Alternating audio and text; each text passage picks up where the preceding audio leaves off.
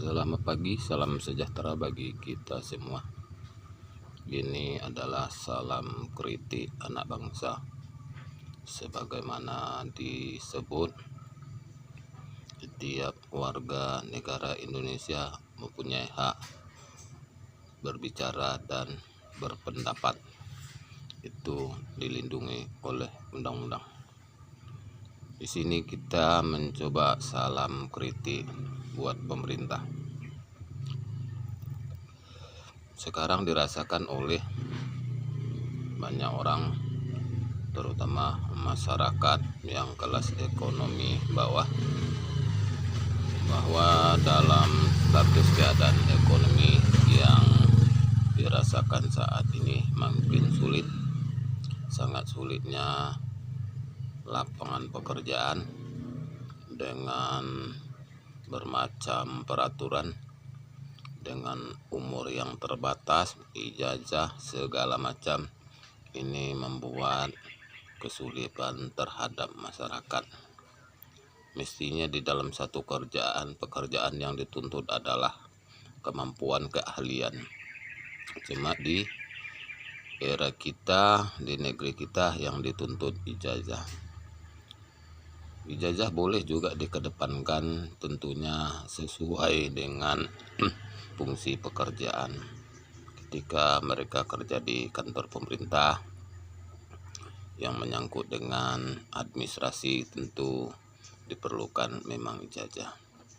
Cuma apabila ternyata mereka cuma bisa bekerja di pabrik sebagai kuli panggul, tukang angkat, mestinya tidak diperlukan ijazah. Di sini kesulitan masyarakat dalam mencari kerjaan, keterbatasan umur. Kalau kita bicara secara logika, umur tidak menjadi suatu halangan dalam seseorang mencari pekerjaan. Contoh, kita ambil satu perbandingan. Ketika umurnya baru 27 tahun, 28 tahun, secara fisik belum tentu dia kuat sepenuhnya. Sebaliknya, mungkin dengan keadaan dia memang cukup kuat. Akan tetapi di umur 30 atau 28 tahun, kita akan dibandingkan dengan umur orang 50 tahun, dalam fisik tertentu mungkin orang yang 50 tahun juga fisiknya juga lebih kuat. Sinilah permasalahan ketika seseorang mencari lapangan pekerjaan. Ini kiranya harus menjadi pertimbangan oleh pemerintah. Banyaknya peraturan dari para perusahaan yang nggak bisa diawasi ketat oleh pemerintah. Ini menjadi kesulitan bagi masyarakat untuk mencari lapangan pekerjaan. Kenapa sih sulitnya ekonomi saat ini? Kenapa perbandingannya di waktu zaman Presiden Soeharto? Di Presiden Soeharto, walaupun ada pembangunan ruang publik, cuma tidak seperti saat ini. Di zaman Soeharto kita banyak melihat dia membangun adalah pertanian, perikanan, perkebunan, termasuk transmigrasi, bertujuan untuk mensejahterakan rakyatnya. Di zaman sekarang malah kita juga terasa lucu, yang membangun ruang publik, yang dibangun busway-nya, macam-macam. Terus itu kita hitung secara hitung-hitungan matematika.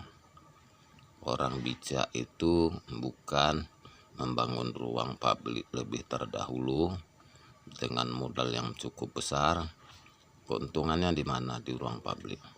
Cuma kalau orang yang pintar, bijaksana, biasanya dia akan membangun pertumbuhan ekonomi secara global. Ketika ekonomi tumbuh dia secara global, baru keuntungan dari putaran ekonomi bisa dibangunkan ke ruang publik. Sama dengan kita punya modal usaha di rumah, kita punya modal 1 miliar, malah yang kita bangun gedung. Terus hasil gedungnya dari mana kita dapatkan? Orang yang bijak tidak membangun gedungnya, dia akan membangun unit-unit usaha di beberapa tempat untuk mencari keuntungan. Setelah memaksimalkan putaran ekonomi, dari keuntungan putaran ekonomi barulah mereka membangun satu gedung. Gedung itu dibangun landasannya apakah menghasilkan putaran ekonomi?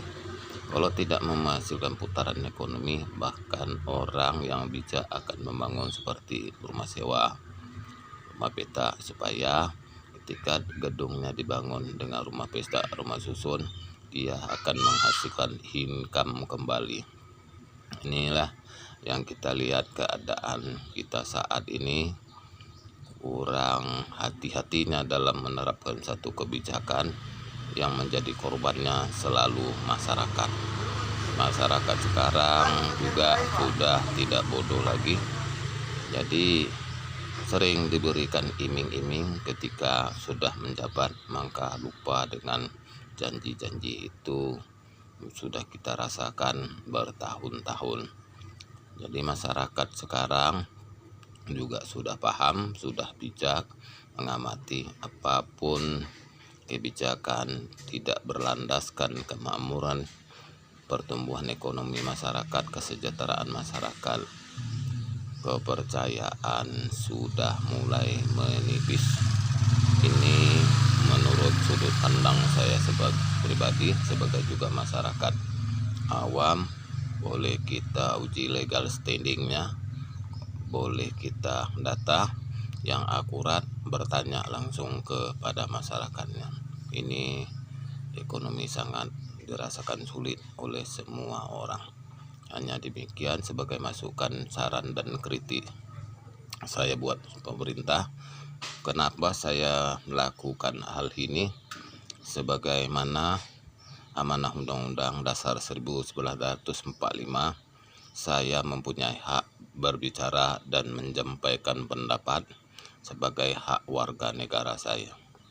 Bila mana ada kata-kata yang salah, tidak pada tempatnya, sebagai warga yang biasa, tentu Bapak Ibu yang bijak, sebagai pejabat yang bijak, yang hebat di atas sana, mohon kiranya untuk memperbaiki, bukan menjadikan hal ini menjadi perbedaan bagi kita semua. Jadi kalau menjadi perbedaan, itulah makanya masyarakat awam tidak mau memberi masukan dan kritik karena merasa suara mereka dibungkam, apalagi mereka yang tidak paham dengan cara berbicara. Hanya sekian yang saya sampaikan. Bila mana ada salah-salah kata, mohon dimaafkan. Wabillahi taufiq wal hidayah. Assalamualaikum warahmatullahi wabarakatuh.